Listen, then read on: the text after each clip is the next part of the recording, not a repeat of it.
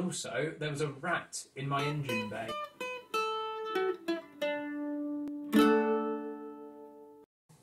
Hello everyone and welcome to Cluey Amateurs. I'm Jamie. And I'm Adam.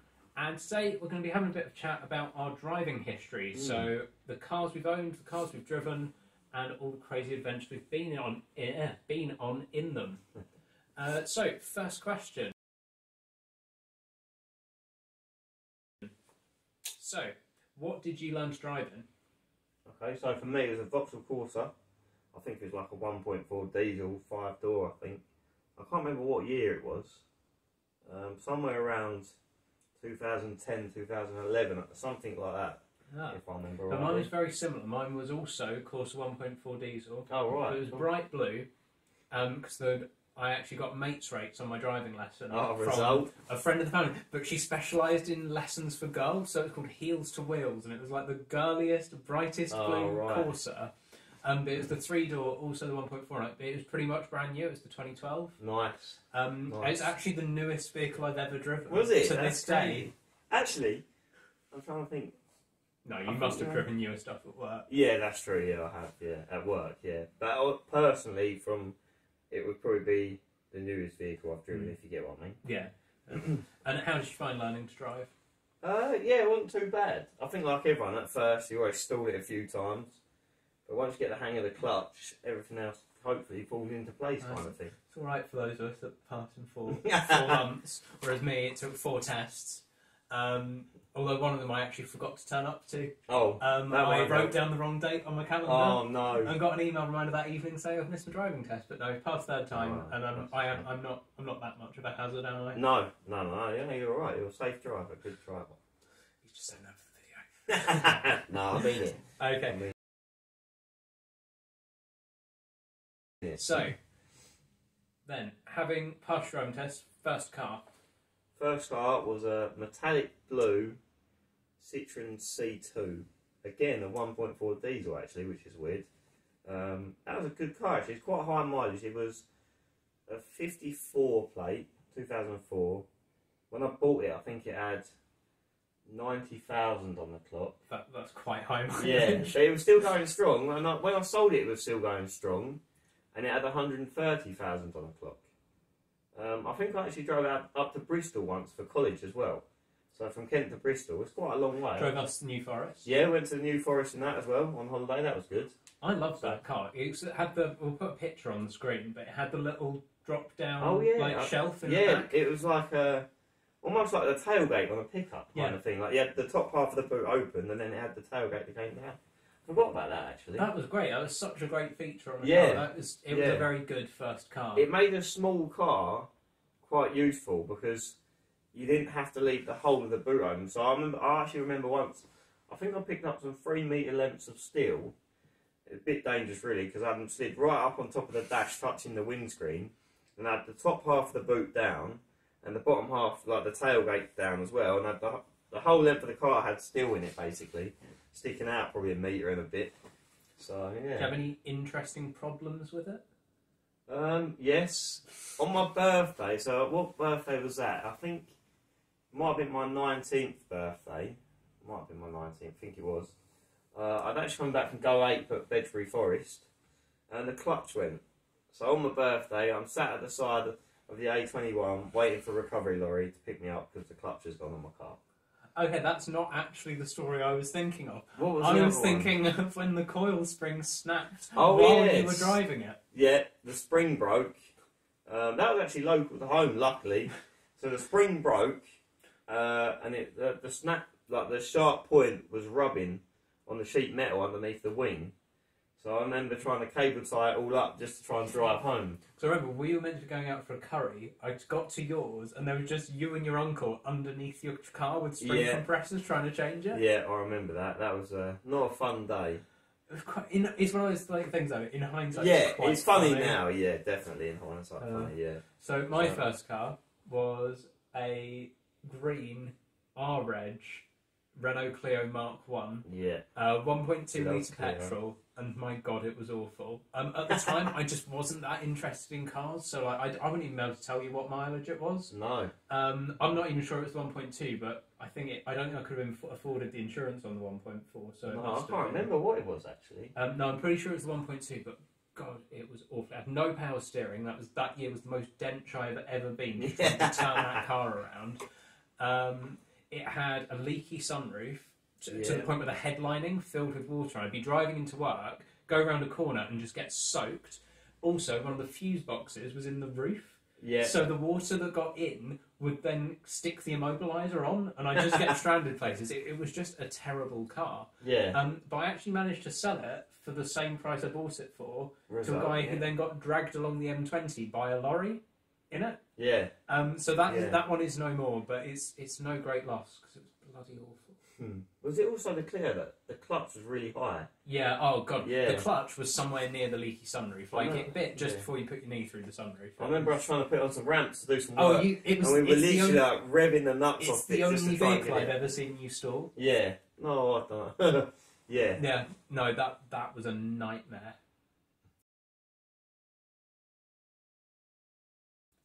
Okay then. So current car. Okay, so my current car is a 58 plate Ford Ranger. It's a 2.5 one. They do a 3 litre, but it's a 2.5 manual. It's not the best looking. I didn't buy it for that. I bought it to be used. So yeah, I'm quite impressed with it actually. I haven't had, touch wood, I've not had it for very long, but I haven't had any problems yet. So hopefully we won't have any problems. But yeah. Enjoy it though. Yeah, I think out of all the cars, well, I've only had 3 cars. Out of all them, this is my favourite by far. Which is weird because it's the least spec one in the respect of it's quite basic. But I think there's something nice about having a car that has very little to go wrong on it. yeah, though. yeah. I don't know. I feel like I could go anywhere in it, and it would get me there if I needed to. And if it didn't, you could fix it with cable ties. Yeah, pretty much. Cable ties, duct tape, and a hammer. WD-40. And WD-40, yeah, definitely. I think that would fix most things on it.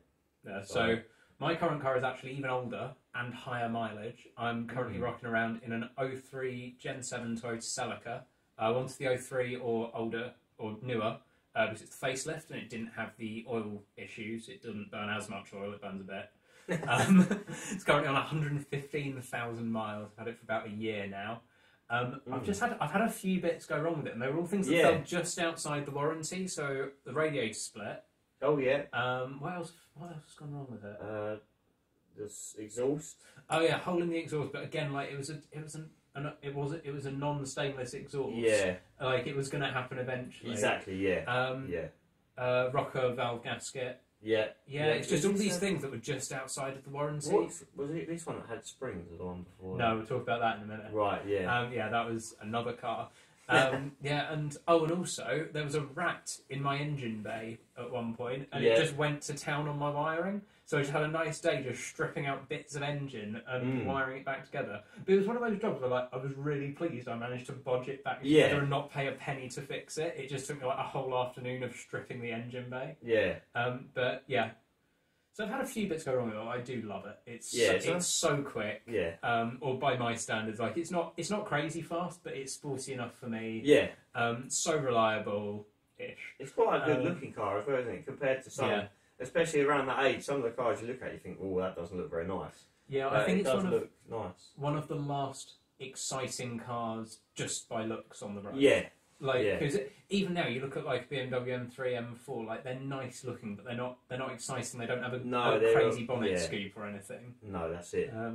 Also, it's really practical. Boot's huge, back seats fold fully flat, and I get like 45 miles to the gallon on the motorway. Like you just can't ask for more from a car until like, without compromising anything. No. Yeah. No, that's it.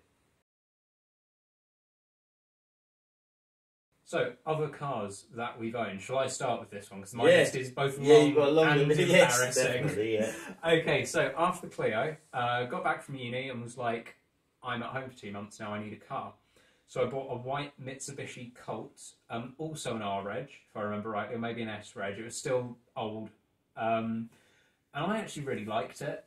This was the pre-facelift Mitsubishi Colt or Mirage, if you're watching this in America, when it actually kind of looked like a sportsback, like an A1, A3 type thing, before they made it look like a block of cheese. But it was a gutless 1.3, weighed an absolute ton. Speedometer didn't work, so I never knew if I was speeding or not, apart from the fact it was too heavy to speed in. But it was just quite solid. I quite liked it, to be honest. Until some sod just rammed into it in a Tesco's car park to the point that it knocked it diagonal across 3 spaces and wrote it off. But claimed on the insurance, big mistake. Took me years to get that back down. Should have just scrapped it. But lesson learned. I can't understand how you can do that much damage in a car park. I don't know how they hit it with that much speed. I mean, it was a heavy car. God knows what theirs looked like afterwards. So after that, next summer, went back to uni, didn't need a car, came back, bought a Ford Ka. And I know people crap on the Ford Ka so much, but I loved it. It was so cheap. It was so easy to work on. It was so easy to just throw around. It's overused that it drives like a go-kart, but it did. Yeah. It was just so light. A small car, isn't it? Yeah. And like the 0 to 60, absolutely crap, because it takes like 14 seconds. But 0 to 30, 0 to 40, like pulling away at lights in a normal town driving situation, it was really good. Went all over the country in it, had a lot of fun. I suppose because it's so small and light, that's why off the line it picks up quite well. Yeah, the power to weight on them is just great. And even like the sports ones are quite good, but just the rust issues, and that's what killed it in the end. I took it for its MOT one year, and it had like an advisories list as long as my arm. And my mechanic turned to me and he went, "It's passed, but please don't bring it back next year." So that's when you know it's time. Flogged that for 250 quid. It's still on the road. There's still a friend of my dad's using it as a runaround. And then I made the biggest mistake I've ever made.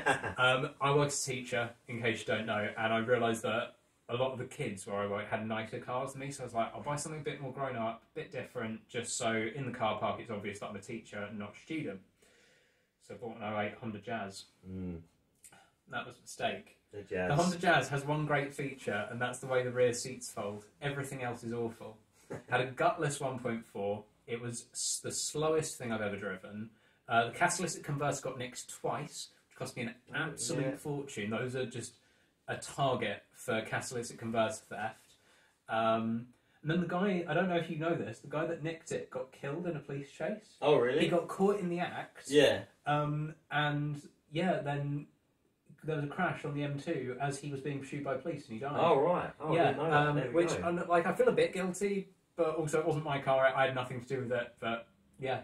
It was just terrible. And then the gearbox started to whine, so I sold that for half of what I bought it for. Yeah.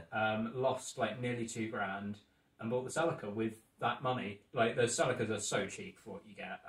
But yeah, don't buy a Honda Jazz. No. Sorry, your list is much shorter than that. No, that's fine. Yeah, so after the C2, I had the BMW, that was a 3 Series Touring, 61 plate. I bought that with 65,000 on it and sold it with 96,000 on it. That was, I think it was an E91, so it was a Touring, it was the estate one, 1.8 diesel, I'm not sure, I think that's the smallest diesel. I think that's 2 litre. No, well, the one, it was strange, it was advertised as a 1.8, but registered as about 1,995, I think. Something stupid like that, I'm not sure why, but so I think it's the smallest diesel they did in that model. But it was alright, it was a bit slow just because of the weight of it. But it got us to, where did that go? To Belgium a couple of times. Belgium. I'm trying to think where else we went in it. Across to France. But it was a good car, comfortable. It was like driving a sofa or an armchair. That's probably the easiest. There was some serious waft in that car. Like, you could waft along. Yeah. Because what colour was the leather interior? Yeah, the leather interior was cream, which I'm a HEV mechanic, so cream interior was not a good idea. When I first bought it, I thought it was a good idea. But after about 3 days, probably, of going to work and getting in it absolutely black on the way home, I was like, this was not a good choice. So it was such a cool second car, though. It was a nice car. Although, in some ways, I regret selling it, because if you're going on a journey, like a nice long motorway journey, it was just easy to cruise along in, comfortable, like you couldn't, not much road noise. For long journeys, it was perfect. But then how often do you actually do that? That's the thing. We went across Belgium once a year, sometimes twice, and that was probably the longest journey I ever really did. Other than that, it was just to and from work pretty much every day, and then your usual sort of shopping and stuff like that. So it didn't really get the use it was intended for. And then I'm onto the Ranger now, and that's it. That's my list of cars. Pretty short. Did you have anything interesting go wrong with the Beamer? It was just pretty solid, really. Yeah, the Beamer didn't really. I think when I first bought it, I put disc and brake pads on it all round. I had it for 3 or 4 years, and they were still probably only half warm when I sold it. A water pump on it, not because it failed, but it was starting to squeal, so I changed it. I didn't want it to fail and obviously ruin the engine. Other than that, just general run-of-the-mill stuff like bulbs, tyres, stuff like that. Really, it didn't really go wrong that much. It was a good car. Because is that the model that had a habit of snapping its engine chain? Yeah, the 1.8 timing chain trouble. But I was quite lucky. It didn't. Even by the time it got to 96,000, still wasn't rattling. That's good. And I've heard stories of them going at less than half that mileage. So I suppose I don't know whether they're all like that or it's just individual engines. Yeah. But that one seems to be a good example of a BMW 3 Series. Anyway. I was going to say, mine on 115,000 is still on the original timing chain. Yeah. But also a new engine for it costs as much as having the timing chain done. Oh right. So I'll just wait until the engine explodes. The thing is with Toyotas, like they're bomb-proof. Yeah, you know, anything that's made in Japan generally, other than a Honda Jazz, comes out quite well. To be fair, so much trouble the Honda Jazz came out of the Swindon factory, so I'm blaming Swindon. Oh well, there we go. Yeah. And the sods that stole the cat. Yeah, twice. It's probably the same people. No, it wasn't. The second one's bodge sticks. The first one's they'd done a really professional job. They clearly jacked it at the jacking points. They hadn't even dented the sills. Oh, I see. Sawn it out exactly both sides and had away. Whereas the second guys had started. You could see they just sawn into it and then realised it was an aftermarket cat and given up. So the second one, it did just need a weld to patch it, to patch it up. But yeah. Yeah, so unless they got disturbed halfway through, maybe. Maybe, but I think they did clock the fact that it was worthless. Yeah. It was the aftermarket. Yeah. Okay, so that's our car histories. You've driven loads of other interesting stuff. Yeah, I mean, obviously I'm a truck mechanic, like I said. So I've driven a few different vehicles. Sort of army personnel carriers, tank recovery vehicles I've driven. All in the purpose of repair and maintenance kind of things. Gritters, which are good. Buses, they're weird because you're sat so far in front of the front wheels. It's quite strange to drive. I think most of the other stuff sort of standard lorries and stuff like that. Really, haven't really. That's still quite cool. And what license have you got for actually driving? So I've got my. It's known as a C1 or a Class 2, which is a rigid vehicle. Up to I think 32 tonne. I think that's massive. It's not. That's actually one of the smallest ones, obviously. So I'd like to get my C1 Plus E, which is a Class 1 or a tracked unit and trailer. So, but that's in the pipeline, shall we say? Yeah, that might be a future thing. But yeah, very cool. Yeah. Yeah, I haven't driven much besides the cars I've owned. My other half's parents got me a 4x4 off-roading day, and I took a Hilux out on that, and that was so much fun. Yeah. Like, for ages afterwards, I really want a truck. And then you got your truck, and it's like, Christ, it's huge. And I'm really bad at parking. I won't get a truck. Yeah. Yeah, they're not too bad, because I've got parking sensors on mine. True. It's not too bad, but it's still... Yeah, no, it's just more than I'm used to parking, but no, that was great fun. Yeah, besides that, I haven't really driven much else. I've actually got a supercar track day. Oh, that'd be cool. Someone got me for my birthday last year, but obviously everything's been cancelled because of COVID. But, hopefully I can get some footage from that when I do it. That'll be fun. Yeah. Okay, so final question. What cars, trucks, vehicles would you like to own next, or just generally in the future? I don't know really. I'm not into like fast cars or anything like that. I think I would like either a Land Rover 90 or a Land Rover 130, but they're a lot rarer to find. I'm trying to think of other cars I'd probably like to drive. I think that might be it, really. I'm not really, Fair. I I don't know. I'm not into speeding cars, like fast cars. I suppose it would be nice every now and again, but I'm just boring when it comes to that sort of thing, I suppose. What about yourself? So I think before the internal combustion engine dies a death, I really want something rear-wheel drive and loud. Right, yeah. So, like, the dream at the moment would be a Toyota GT86. Nice, I just think they're, like, the best sports car that's come to the market in recent years. Cause they're not super quick, but they're built like a proper sports car. Yeah. Front engine, rear-wheel drive, you can send them sideways. Yeah. What more do you need? Yeah. Something like that. I keep looking at, like, MR2s and Miatas, but I need 4 seats often enough. Yeah. But I can't justify it because I don't. Now I walk to work. I can't justify owning 2 cars. Yeah. The alternative would be just a real sleeper. Yeah. So something. So I was talking to you earlier about the VW VR6 Golf. Yeah. Because like you can get them to look to like the casual observer like a very standard Golf, and then just have that massive 2.9 litre VR6 under the bonnet. No one would know any different. Yeah, exactly. So either a rear-wheel drive sports car or a sleeper. Yeah, that's cool. Yeah. What do you think on electric cars? I don't know. I think they have got a place. But I still think it's too early, to be honest. I don't think they've got it down to a T enough that they're going to be reliable. I've not driven one, so it's hard to say. You know, it's hard to have an opinion on something. But from what you read and stuff like that, I think they're still too early in that respect. Yeah, I mean, I think a lot of the technology's there, especially with like Tesla and that. Yeah. I just think we're now waiting for the infrastructure, but you kind of there's no incentive for governments to put infrastructure in until there's a market, so it's a tough one.